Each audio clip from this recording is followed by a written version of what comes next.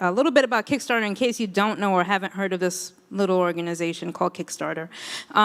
They help artists, musicians, filmmakers, designers, and other creators. How many of you are creators in there? All right, a bunch of y'all. Find the resources and support they need to make their ideas a reality. To date, tens of thousands of creative projects, both big and small, have come to life with support of the Kickstarter community, and their offices are pretty awesome and located in Greenpoint, Brooklyn. And Liz, where are you, Liz? Where am I? Liz Cook, you over there? Liz Cook is our moderator today. She's a documentary outreach lead, and so we're gonna screen the 3 films, 3 shorts that we're gonna talk about that have been funded or at least partially funded by Kickstarter. And then we're gonna go into our panel and Q&A discussion. Let's start off with the first film. Iabo, wave to the crowd.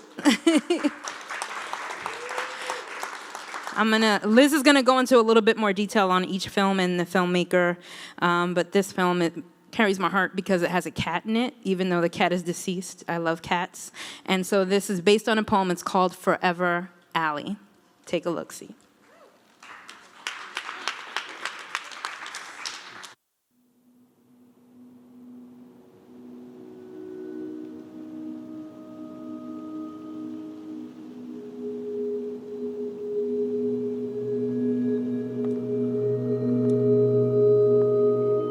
Dear Allie, this is what I learned today. Many cats who go outside die. Outside cats have shorter lives than inside ones.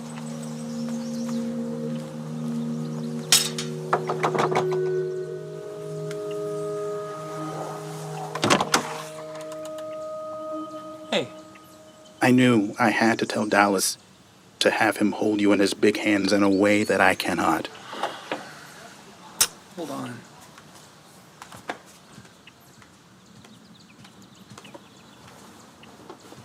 Love, Ronaldo.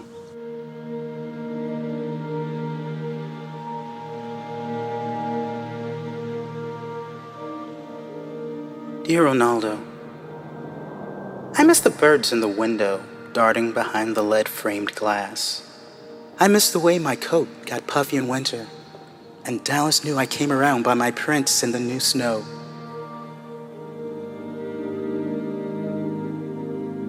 I miss that you were always looking for me, and that I could run to you like that lion who was adopted as a cub by those 2 beautiful men.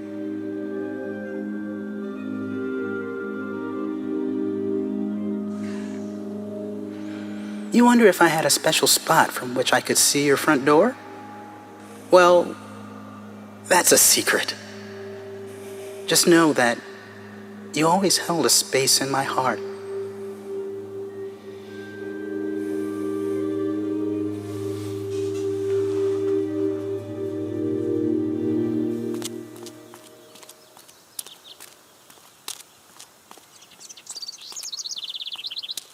I wasn't surprised to see you return to the trail. Another man there on the hill, the flash of his buttocks in the heat of the day. His cake-like mustache, whiskers like mine.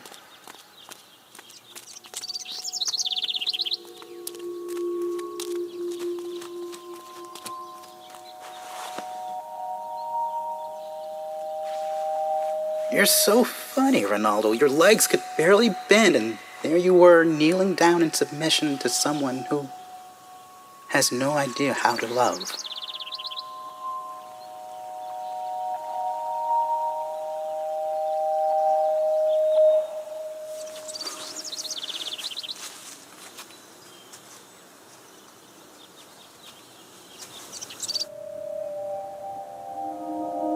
Dear Allie, I went to the sunroom where you like to touch my stomach, kneading the fat that I cannot rid myself of.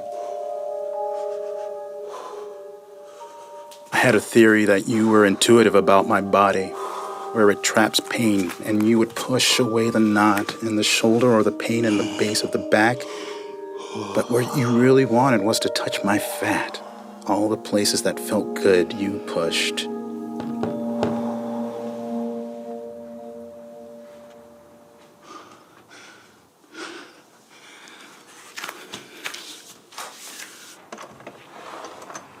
Hey! Look at these!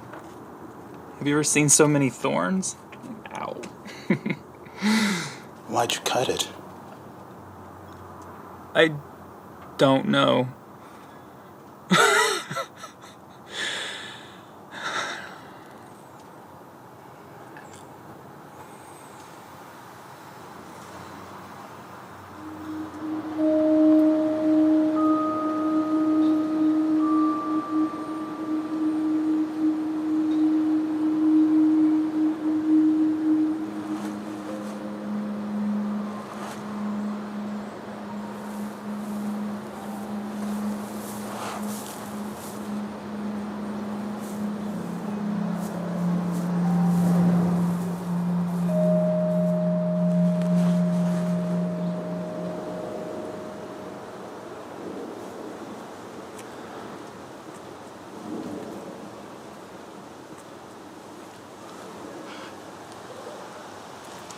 I'm sorry I didn't let you in the house before I left that afternoon.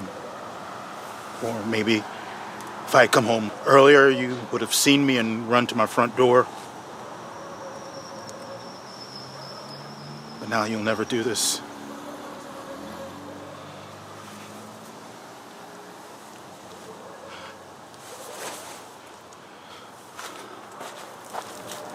Ron!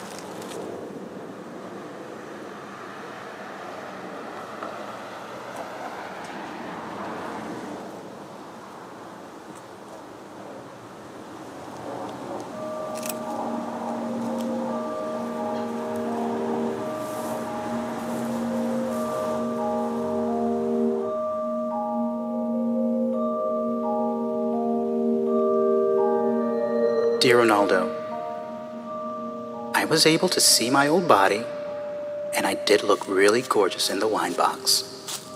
I didn't look stiff at all. I looked so luxurious, even in death.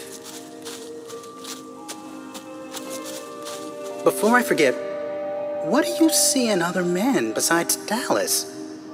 He's so warm and soft. Remember that I'd come over and you never gave me any milk or let me taste the food in your bowl? Dallas let me lick his egg plate, but we both know he's different from you. He loves unconditionally. I love that way too.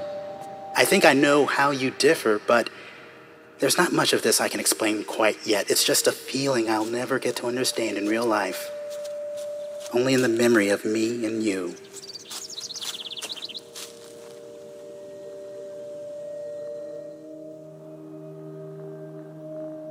Dear Allie, I keep thinking of the time we were lying together and you reached over, your claw tapped the inner corner of my eye. You seemed to know not to injure, that we could stare. Your arm, my love, your claw.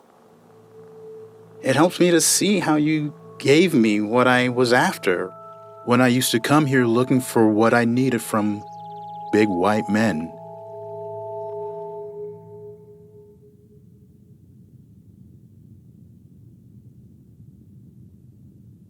Dear Ronaldo, we all make choices. I chose that night to step out into the street. Though I could not hear the car coming, I could feel something heavy moving below.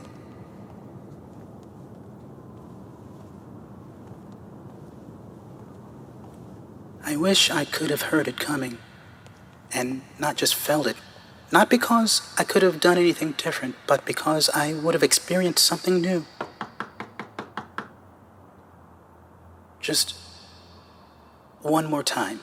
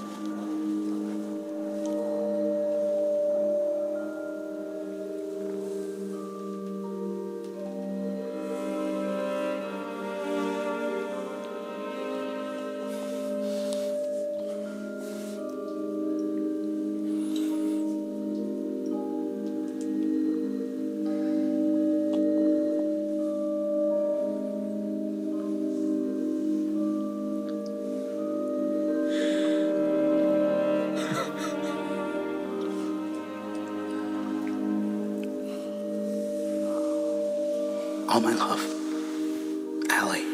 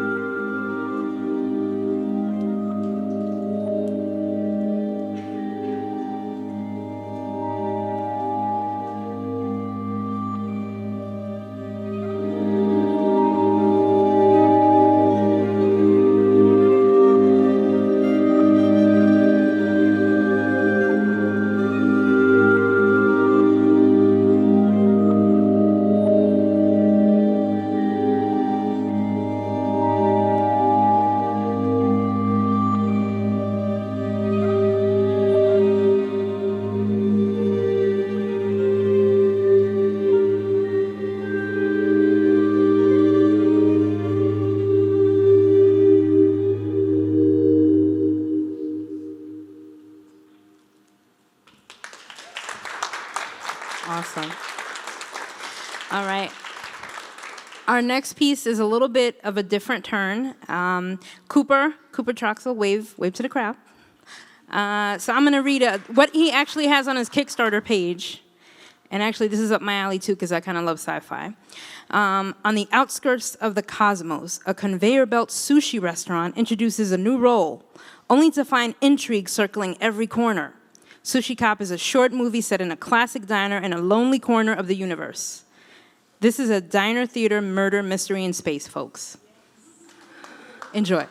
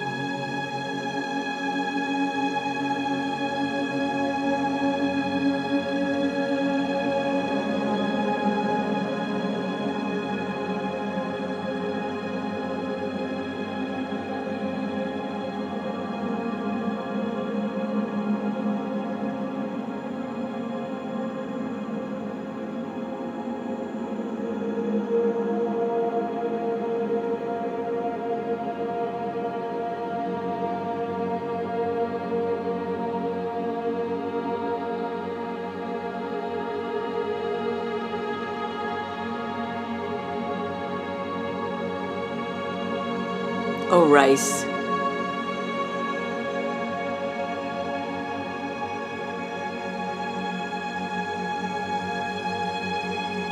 How strange it is.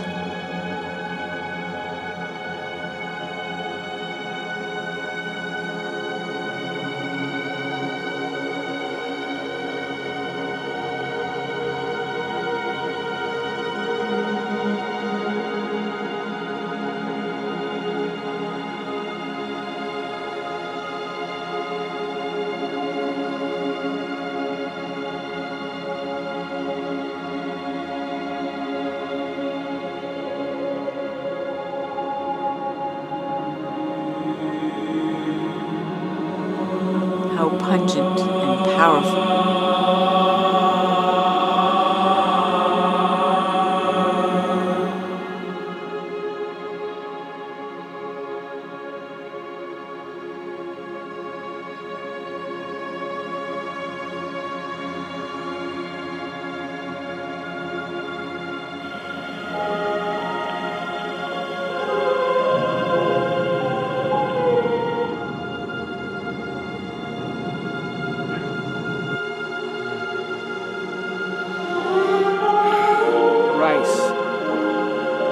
mysterious you are, how true your flavor.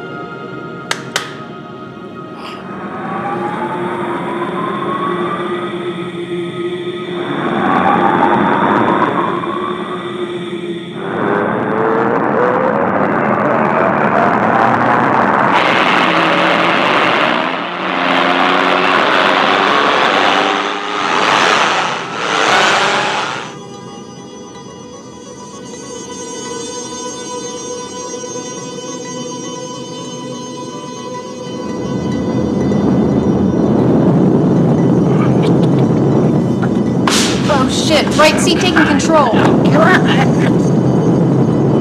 Some sort of debris storm or something. What? What is that? Victor. Is this rice?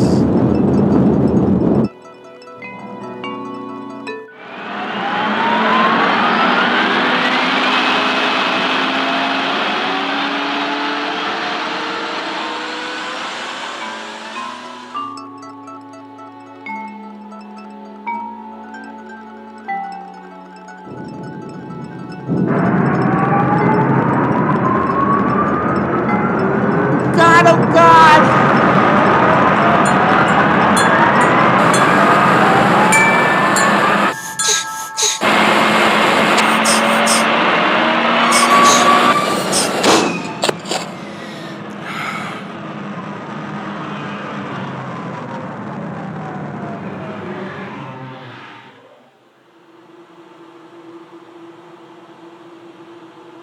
Sashimi McDelivery.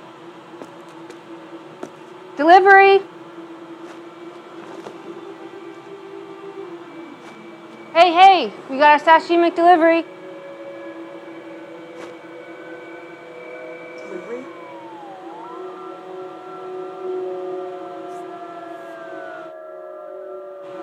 I don't get many customers, but you are the first customer of the day. Nice to meet you, Chef. I'm Victor. My associate Boris. Boris. Can you tell us where the sushi cop is? Sushi cop.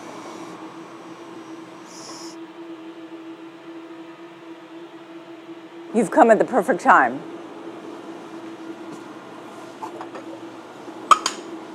Sit. Sushi cop? Oh, not a problem. Indisposed. Not here. Busy. You know how people get busy. Busy. So, this is what I'm going to do. I'll make you a deal. You deliver the payload. I fill out the paperwork. Boris, why don't you go sit down? Okay.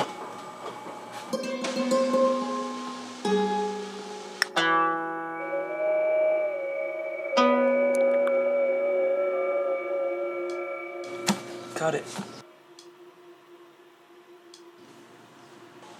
Porkfish! I killed them! I killed them! They're delicious. Let me show you something. Mackerel, glowfish, snake eye, plant cat. Oops. But still, zeppelfishes. They look peaceful, don't they? They're delicious. They're all so delectable. I gutted the only fish I ever loved. I don't gut fish. Karmic retribution.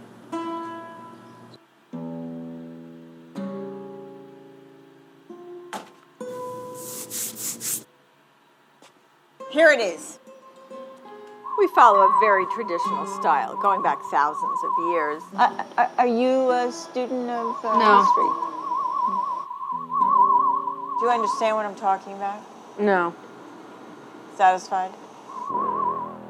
Ma'am, you realize this is someone else's ID. Yes. It's not gonna cut it.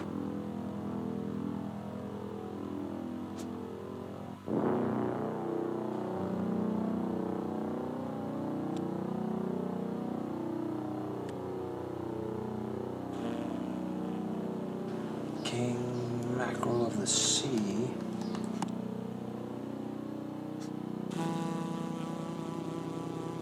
Are you King Mackerel, Boris? I am not a king, I am Boris. Do you feel the urge to swim in the sea in the high moon?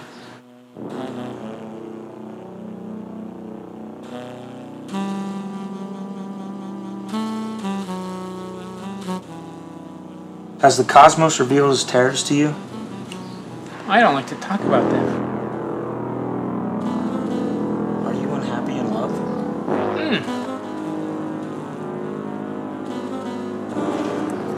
Then you are quasarfish.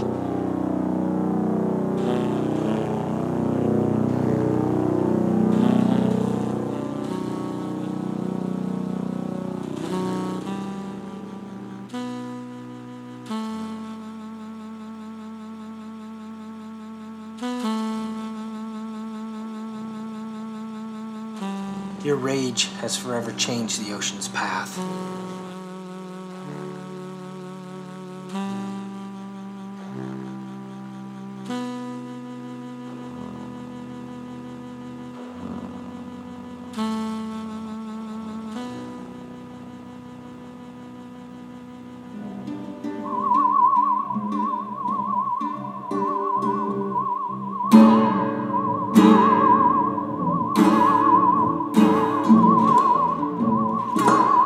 Surely you can stay. I have so much more to tell you. When was this place last inspected? Oh, yeah, 5-6 weeks ago. My asteroid, it was 5 weeks ago. Cosmonaut? I mean, so did I say 5 or 6 weeks? Okay, I meant 5 or 6 years. And of course we follow the classic Hayazushu preparation. I should say practice. Because, to be honest... All right, let's see it.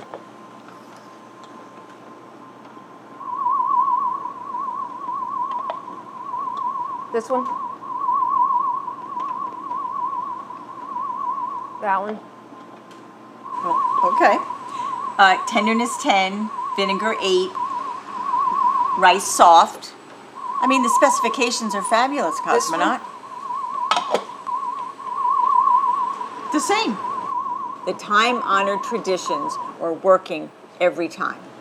There's no way this place meets galactic standards. And even if it did, there's no paperwork to prove it. And besides, where's the sushi cop? Did you say sushi cop? Haven't seen her since the last time we got a delivery. Right. How long was that? 50 years. Yes. 50 years. Now I remember.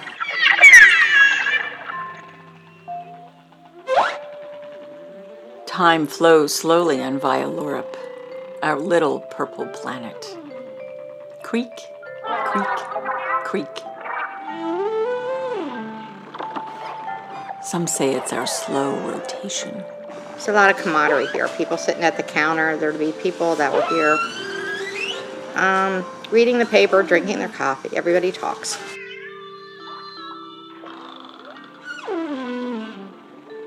Oh, the past. If only you could have seen the crowds, the cuisine. The good old country food. I like some types of sushi rolls, but not the real raw stuff. So I guess I'm not really a real sushi lover, right? I'll eat it, but.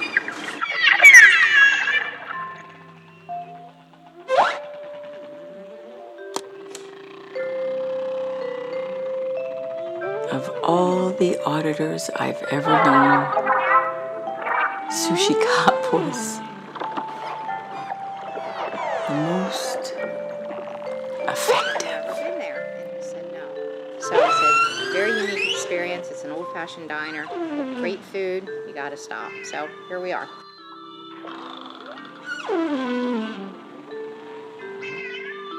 As you know, all fish on this belt must be audited to protect our planet from mistakes of the past. Oh, the past.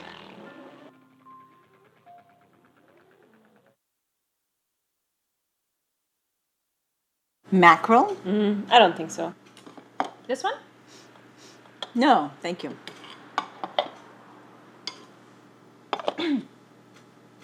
What does it smell like to you? Flowers. How do you smell? It is a secret, Sushi Cop-san. Quasar fish?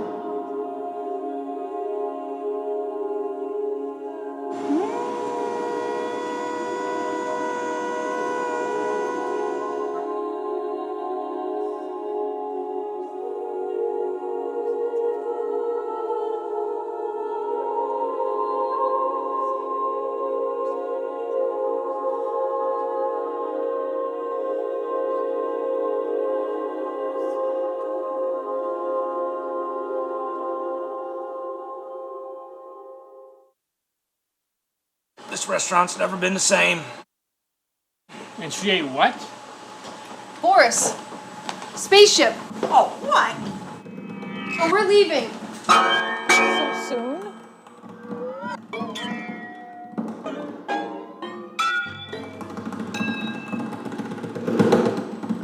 Wait. If you see her out there in the universe,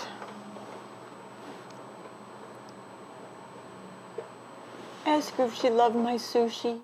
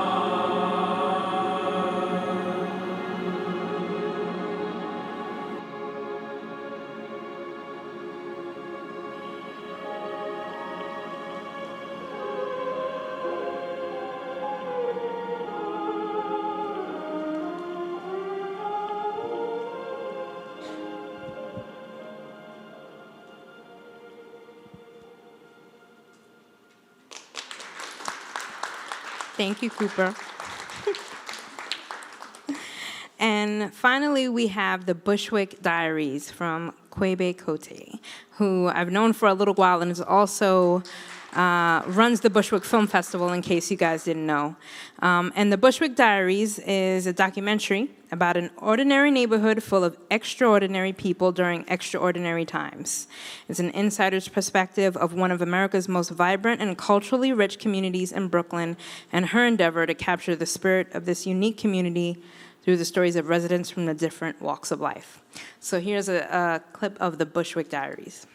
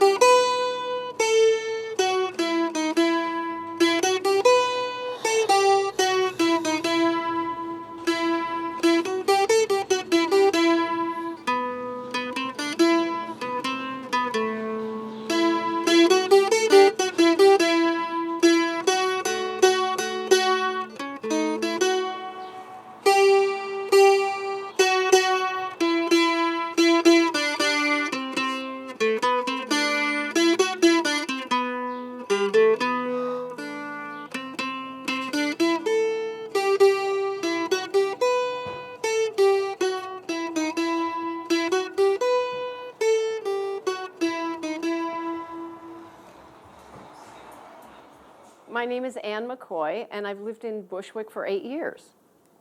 I mean, there were hookers everywhere when I first moved in here, and it was really dangerous. And then it kind of got cleaned up when the Star Street coffee shop, but then suddenly, like in the last 3 years, it's become all bars and clubs for kids. And they've brought in really bad graffiti art. I mean, it's not socially relevant, it's not good, it's all on the level of bad illustration.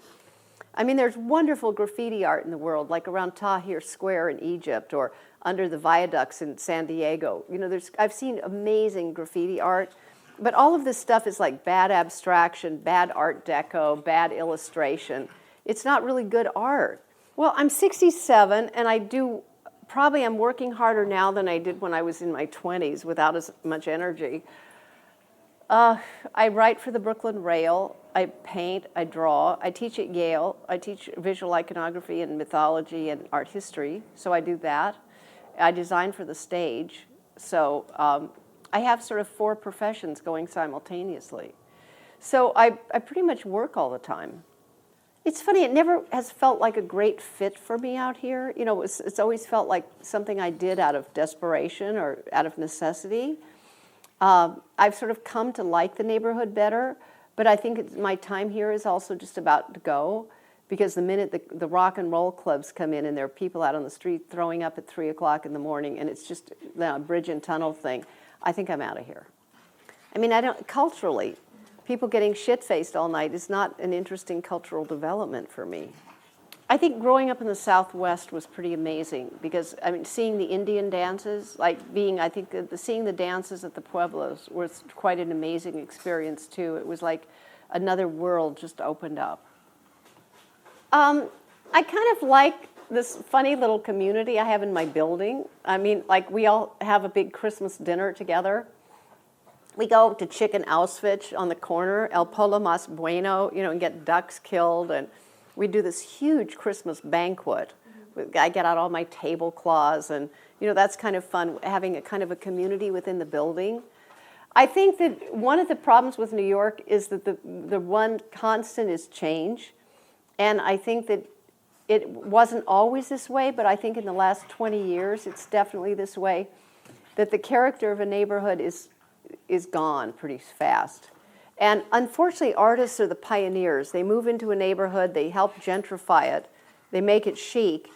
Then the investment bankers move in and get all the lofts. And then the real estate people make money.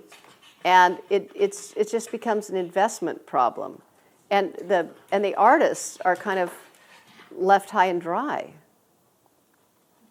I mean, I think Bushwick's kind of over. When I was growing up, I must have been like 20, and it was on Evergreen. They threw a big party. You left early. They threw a big party in August. Surprise. She left early. And it got really hot. And it was like 2 or 3 o'clock in the morning. And everybody's like, let's open up the pump, the fire hydrant. You heard about it, right? So you know what we did at 2 or 3 o'clock in the morning? They put the speakers out. They opened up, it was an August hot day. They opened up the fire hydrant or the pump. We call it the pump. And the party. The Johnny pump. Why was it a Johnny pump? I don't know. It was a Johnny pump, but then we shortened it to pump. And we literally had the party outside in the pump, and it was all lifeguards in us, and the lifeguards were swimming supposedly. We had a great time, and I turned to my cousin. I'm like, "Oh my God, the cops are gonna come!" And the rest of she's like, "Letty, we're in the ghetto, okay? Stop." So I was like, "Oh yeah, that's right." So that's like my best. It was a great party, and then from there we didn't want to stop. So Astoria Pool, I don't know if you know Astoria Pool. You could sneak in. So then we went there after the... Oh, you guys are wild. So that's like my biggest memory of Bushwick is, it was fun. It still is. It was just a different time. It was 2005 winter. Yeah. It was funny because I and my friend were looking for the place, and he was driving. I was in a car, and then an angel voice coming. It said Jefferson Street. Can you believe that? What was coming? I heard some voice. It said Jefferson Street. So we are not on the Jefferson Street, but I heard this sound like Jefferson Street. Then I wonder like, where's Jefferson Street? So I checked, and then I found like this airtrain map, and it said Jefferson Street. Okay, let me take a look at Jefferson. That's how I discovered this area. And like 2005-06, we don't have anything here yet. So there's no organic supermarket 24 hours, there's no cafe, no wine bar, zero restaurant. But I don't know, still I like this place very much. That was the beginning of my Bushwick time. My name is Osvaldo J. Garcia Vasquez. Where are you from? I was born in Puerto Rico, Ponce, Puerto Rico, 1946. I'm 67 years old now. My life's philosophy is first to have a relationship with your Creator. In this case, in our faith, we call him Jehovah. But we're not allowed to use Jehovah because Jehovah becomes a very sacred name. And man, being sinful, cannot or should not pronounce Jehovah. So we say Hashem or we say Elohim. But in reality, it is God.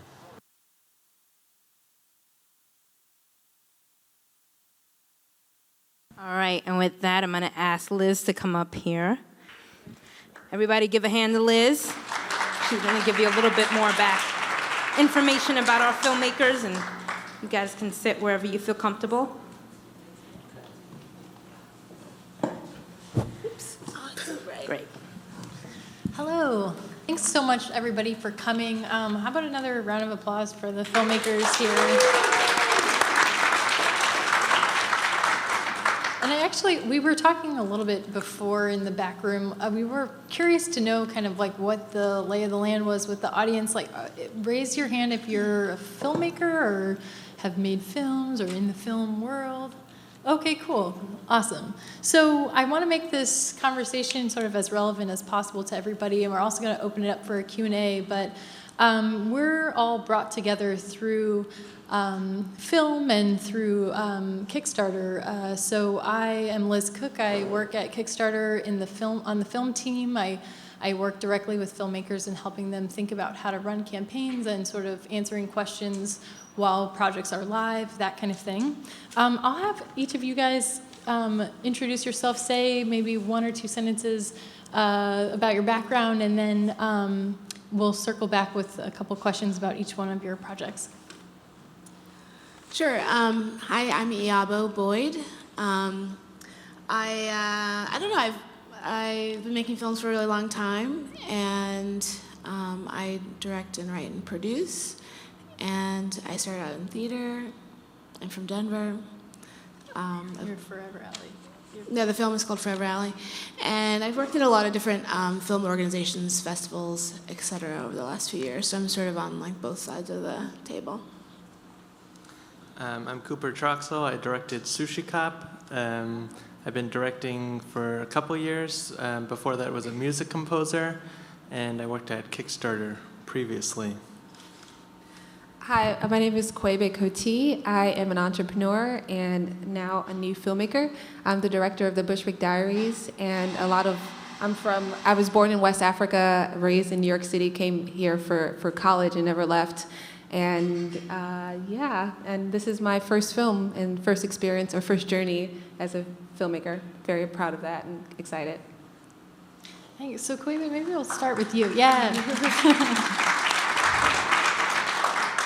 I'm kind of curious because all the projects are just so different and have such different aesthetics. I kind of wanted to ask each one of you to touch on kind of where the idea came from. Kwebe, I know that your film profiles 20 people in Bushwick. It's a feature-length film, so what we saw was just sort of an excerpt. Could you talk a little bit about how the idea came to you and how you found the people that you end up profiling? Sure. As Liz said, that this is just an excerpt, like clips I put together primarily for grant applications or to just show people that are distributors, just to let them know what I'm doing. I lived in Bushwick for 9 years now, and in my experience working with the community through the festival and through community arts programming, I met a lot of people while living there, and just over the years I've realized, or everybody who is living there realized how much is changing so rapidly. So I just really wanted to capture the spirit of the neighborhood as I experienced it, and the interesting, unique characters that I've seen and met. And I just wanted to capture that because I felt that it wasn't going to be the way it was anymore, So it's like more of like a nostalgic love story about Bushwick, and that was half of the question. Yeah. What was the other half? Yeah. How did you come to the people that you Okay. profiling? Yeah. So most of the people that are in the documentary, there were 20 people that I interviewed. Most of the people in the documentary, I probably know about half of them just because I lived there for so long. But the other half, I really reached out to the community to let them know that, hey, I'm starting this project, which is a pretty big project to represent a neighborhood, and I really want to make sure that I'm being fair and balanced in voice, whether it's age, race, socioeconomic background, ideas, feelings about Bushwick, and I just really want to make sure I cover as many voices as I can. So I went to community board meetings, I went to neighborhood meetings, I reached out to people that I knew in my network and just said, is there anyone that that would be a good voice to highlight or to raise? And I also wanted to make sure that I was representing all types of people, underrepresented communities. Being an immigrant myself, I also really connected with that film that you showed earlier. I wanted to make sure that their voices were heard too. So I wanted to be as balanced as I could possibly be in 70 minutes, And Coop, Yes. tell us a little, so I saw a lot of Troxel. Cooper's last name is Troxel. I saw a lot of Troxels in the cast, and I was wondering what it's like to work with your family. I've noticed that also in past films you've managed to kill your father, and I don't know if we need to turn this into some psychological study, but I'm just curious. It's actually that's a bit of a recurring theme, I guess. We don't have to talk about it, but I'm just well, yeah, it actually this movie and the movie I made before, which was set in the Persian Empire, and basically has a very similar plot where my father plays the chef who was murdered by accident, and in this case he was a delivery man who gets murdered by eating poisonous sushi. And all these movies started as I had an idea for a much smaller work of kind of showing scenes of assassinations through history, and the idea would be that they were all about 20 seconds or so, and it would just be these outlandish scenes, and you'd only see it for a very brief second. But then as I got into each story, it seemed more interesting to actually kind of exist in those worlds and learn a little bit. But yeah, my entire family has been in all the movies that I have made. My sister is in the audience right here. She's the sushi cop. And I think that brings a lot of benefits, also some challenges. You know, you're in a very stressful environment and you have to kind of pull it together with your family. But I think that we found it to be an extremely enjoyable thing to do, to come together and have this like insane mission to accomplish. And even though they're all very outlandish stories, I think I do feel they're in some way about myself or my family or something like that. And yeah, it's always, I think it adds to the insanity of the energy to have them there. That's so nice. And then, Yabo, I love on your Kickstarter page how you explain kind of how you met Ronaldo, the poet, in real life, and how that sort of immediately triggered an interest in making this visual story. Can you talk a little bit about that? Sure.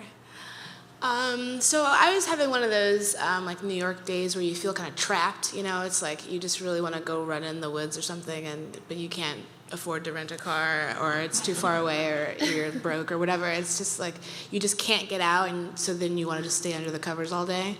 And so I was just like, you know, what's happening? Is anything going on? And a friend of mine was like, come to this poetry reading. And I was like, oh, I want a poetry reading, but I went, and who wants to go to poetry reading when you're feeling like that? You know, you feel like crap. I mean, of course, you're going to end up crying, which I did. So I went to this poetry reading, and the poet's name was Ronaldo V. Wilson. He did this really crazy experimental piece. Like his piece is a set of letters. It's like 10 or 12 letters, just from him back and forth from his cat, his real life cat, his real Ronaldo, real cat and everything. But it's a long story, but basically he did a lot of weird things, and they were somehow incredibly compelling to me, and I like burst into tears by the end, and I asked my friend if it's weird that I was crying, and she was like, no, it's awesome that you're crying. And I was like, oh, great. And, you know, it kind of just saved me. It was one of those days that you just like hated life, and that experience totally saved me. And I thought it'd be a really amazing story. I thought maybe I wasn't the only one that would feel touched by it. And I talked to him about it, and we ended up writing the script together over a couple of years. And yeah, that's how it came to be. That's great. I just want to give a quick shout out to my editor, Adam Kernitz, who's right there in the audience. And also we have one of the stars of the film, John Henry Summerhour, right there. He played Dallas. So when you're thinking about a Kickstarter project for something like this, like obviously a lot of these, you know, these projects have different audiences and different ways that you might rally a group of people around what you're doing to support it. And maybe, especially Kwebe, I wanted to start with you just in thinking about a project that is so based in a geographic location.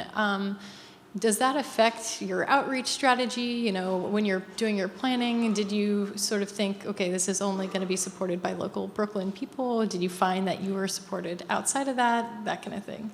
Yeah, I mean, when I first started, my initial outreach base obviously was the Bushwick Film Festival, like mailing lists, and because, you know, we're an events company, so we have extensive mailing lists that are in the industry. So I first started with that, and then I also, since I interviewed 20 people in the neighborhood, I also reached out to them and said, you know, the Kickstarter campaign is going to start. Can you reach out to 5 or 10 people and let them know? So it was community-centered at first, in the beginning, but then I realized that wasn't going to cut it, you know. The first like 5 or 10 days when I wasn't even to $5,000 yet, I was like, this is not happening. You know, people weren't participating as much as I'd like them to participate. So then I realized you really do have to reach outside of your network. Especially, I raised $25,000. So just tapping into Bushwick really did help, obviously, but to raise that amount, I really had to reach far, wide, and beyond that. Did you, when you were thinking, okay, I'm going to target outside of that, what did you think about? Like, what did I do? Yeah. Well, I mean, we just put together a really extensive press list, and that went like in the tri-state area, and then like 2 weeks into the campaign, when I was still like, oh my God, I'm not gonna do this, raise this. We did like a country thing, so I was like literally up from like midnight to like 7 a.m. like reaching out to other places in the world that were up as well, you know. So we did local, and then we went to like obviously LA, and then after a while I was like, okay, this has to be a 24-hour thing happening, and which areas in the world are awake right now, and we did like a bunch of hashtags and a bunch of like reaching out to press in those areas and things like that. Yeah, but what did you find to be most helpful in your outreach for your Kickstarter project specifically? Was it sort of like the mass Facebook posting? Was it the one-on-one emails? So the thing about Forever Alley is that I was really hoping to tap into like the cat lovers in the world, you know, which seems like it'd be a really wide audience. But what I learned is that they do exist, but they want to watch like your cat videos. They don't want to watch a 12-minute film about a cat writing letters to its owner. You know, it's like way beyond like a 30-second cute cat thing. So that didn't really work. But then. But then I think I don't know what happened. I think I sort of gave up and just started being silly. And so I did this thing where there's pictures of like hot guys who are like shirtless holding cats. And I just made like like sexy memes from the guys holding cats being like, you know, I really like Forever Alley, like you should give it money or something. And I just put those on Facebook, and people like them. I don't know. I hope everybody's writing this down for their I stole it advice. from the Ryan Gosling Yep. things. You've seen those memes, Ryan Gosling. So yeah. Cooper, any shirtless men memes with cats to push through Sushi Cop? They were not requested, and I think it's better that way. Yeah, I found the very best thing to do was send direct emails to people. At the very beginning, I always think it's a great idea to like send some kind of mysterious, vague, like images of the movie, or like, wow, what is the mystery of space or something, and. Yeah, most people are like, oh, well, that is very mysterious and confusing, and I think I'll go look at something else. So, yeah, I found that as soon as you just kind of make a spreadsheet of everybody that you have ever met in your life and email each of them and just try to be direct, say something personal, but also it's okay to, you know, just say what you're asking for. I think I had couple of pictures of plastic sushi replicas that I was trying to buy just to give them an image of what we're going for. But yeah. I really love what you had mentioned a little earlier before when you said that having to run a Kickstarter project really allowed you to define what it is specifically that you're trying to create. Can you speak a little bit about that? Yeah, well, I will say that when we were writing the script, we went through several different versions that had extremely different content to them, and I think in having to kind of sell the idea to other people, it gave me a better idea of what we were actually going to make, which sounds a little crazy, but with an idea like this, it is really kind of like taking very disparate ideas and throwing them together and kind of experimenting with what the actual final result will be. And I found that the Kickstarter was able to clarify a lot of what I didn't actually know about the movie. So I think we actually have to wrap up here, but thank you so much to BRIC for hosting us, and thank you all for sharing your amazing work with us. Thanks for coming.